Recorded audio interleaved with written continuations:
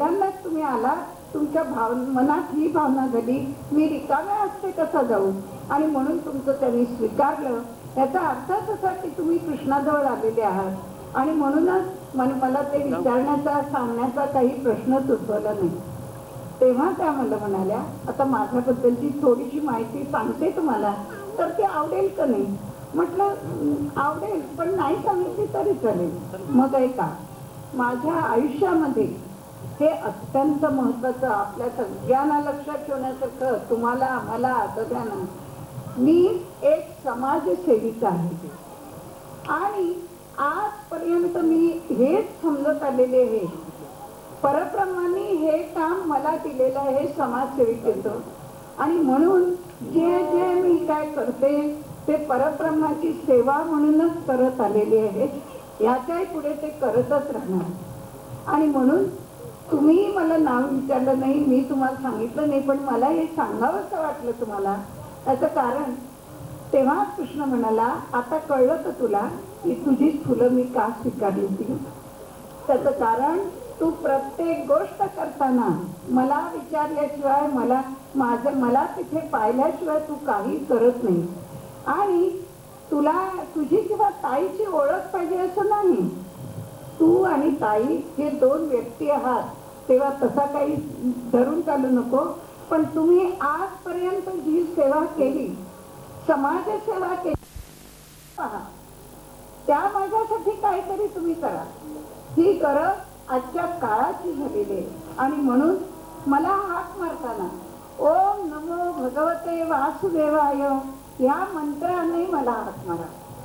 इतर सगळे मंत्र केले तर मला ते पोचणारच, परंतु ओंकाराचा जो तुमचा आवाज आहे तो मला अत्यंत हृदयापासून भिडून येतो. त्याचं कारण, तुमच्यामध्ये जागृत असलेली अध्यात्म शक्ती ही ओंकार रूपातच जागृत झालेली असते. ओंकार हे माझं स्वरूप आहे. ओंकार म्हणजे सजीवता आहे. आणि एकमेकांनी एकमेकांच्यासाठी करणं हे अत्यंत महत्वाचं आहे. ते प्रेमाने करणं, ते प्रेमाने एकमेकाला देणं, आणि प्रेमाची देवाणघेवाण होणं, भक्तीची देवाणघेवाण होणं, ही आजच्या काळाची अत्यंत मोठी गरज आहे. आणि ती गरज ओम नमो भगवते वासुदेवाय ह्या मंत्रांनी मला हाक मारून ती पुरवा. त्यामुळे मी तुमच्या जवळ कसा येतो, आणि जवळ कसा येतो, तुम्हाला हात देऊन तुमची कामं कशी करतो, हे मला प्रत्येक वेळेला तुम्हाला दाखवून देता येतं. आणि तुमच्यामधला मी त्यावेळेला जागृत होतो. हे जागृत होताना आता मी पुष्कळ वेळा आपले अनुभव अत्यंत आपल्याला जागृत करत असतात. परब्रह्म त्या वेळेला दाखवून देतं की मी तुमच्यासाठी उभा आहे, आणि तुमच्या बरोबर मी सतत वावरत असतो. फक्त तुमची नजर अशी ठेवा की श्रीकृष्ण माझ्या बरोबर आहे, योगेश्वर माझ्या बरोबर आहे, द्वारकाधीशा माझ्या बरोबर जातो आहे. आणि हे जेव्हा तुम्ही करा, आपलं गेलं, आज तुला आले ना. आणि कशी हल्ली, श्रीकृष्णांनी सांगितलं, द्रौपदीच्या एका तुळशी पत्रांनी ती हल्ली. म्हणजे त्या पत्राला, ते तुळशी पत्र किती महत्वाचं, मोलाचं, प्रेमाचं, आपुलकीचं, किती त्याचं प्रतीक आहे, हे त्याचं हे पहिल्यापासून नाही. त्याचप्रमाणे मी कोणाच्याही रूपात कुठेही उभा राहू शकतो, असे अनुभव प्रत्येकाचे आहे. त्याला एक उदाहरण सांगते. एकदा आमच्याकडे कृष्णाला भेटण्यासाठी म्हणून 4-5 माणसं आली, मुलं आली, माणसं म्हणण्यापेक्षा मुलं आली. आणि ती पुण्याहून आलेली होती. 5 मुलं आली, 5 जण एकत्र आले. मी त्यांना सांगितलं, 5 सांभाळून जा हो तुम्ही, कृष्ण आहे बरोबर तुमच्या, पण तरी सुद्धा सांभाळून जा. आणि सांभाळून जा हे सांगून ज्या वेळेला ते निघाले, त्यावेळेला कुठेतरी मधल्या स्टेशनवर 1 सेकंद गाडी थांबली. मुलं 4 मुलं गाडी, आणि एका मुलाने उडी मारली. ज्या वेळेला उडी मारली त्यावेळेला झटकाभरात गाडी सुटली आणि तो एकटाच मुलगा खाली राहिला. त्याला त्यावेळेला तो म्हणतो, मला काही दिसलं नाही, फक्त मी सारखा कृष्णाला हाका मारत होतो, कृष्णा कृष्णा ये रे धावरे. थोड्याच वेळात एक म्हातारे ग्रस्त आले आणि म्हणाले, काय झालं बाबा, का रडतो तू? तर म्हणाला, डोळ्यातून पाणी येत होतं. तेव्हा सांगितलं की मी माझ्या बरोबरची 4ही मुलं गेली पुढे, गाडी सुटली आणि मी एकटाच सुटलो.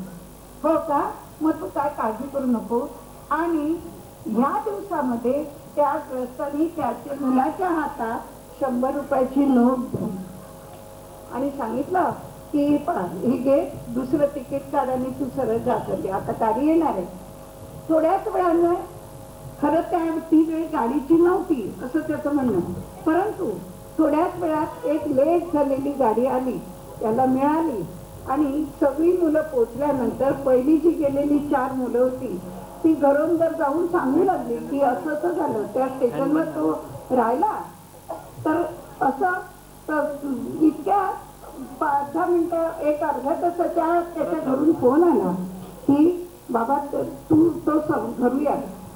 आणि दुसऱ्या दिवशी त्यांनी हे उभं राहून सगळ्यांना सांगितलं की ते म्हातारे ग्रस्त कसे होते हे मला आता वर्णन करता येणार नाही, परंतु मी कृष्णा कृष्णा अशी जेव्हा हाक मारली त्यावेळेला ते ग्रस्त आले आणि त्यांनी माझ्या हातामध्ये पैसे दिले.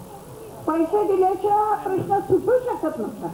त्याला घरी जाता आलं नसतं आणि घरी जर तो पोचला नसता तर ह्या 4 मुलांच्या घरी केवढा गोंधळ माजला असता. परंतु भगवान श्रीकृष्णांनी त्यावेळेला त्या व्यक्तीच्या रूपात उभं राहून त्याला मदत केली. असं मी ठिकठिकाणी प्रत्येक वेळेला माझ्या भक्तासाठी उभा राहतो, पण त्यांनी मात्र माझ्यासाठी पूर्ण श्रद्धा मला अर्पण केली पाहिजे. पूर्ण श्रद्धेने त्यांनी मला आपलासा करून घेतला पाहिजे, तरच मी त्याच्यासाठी हे सर्व करू शकतो. आणि म्हणून प्रत्येकाला सांगत असतो सारखा, मला कशी हाक मारा, तुमची हाकच मुळी अशी असावी ती हृदयाची हाक. हृदयाच्या हाकेला मी कधीही थांबू शकणार नाही. हृदयाची तुमची हाक ती अशी असावी की माझ्या कानापर्यंत ती येऊन पोचली पाहिजे आणि माझ्या काना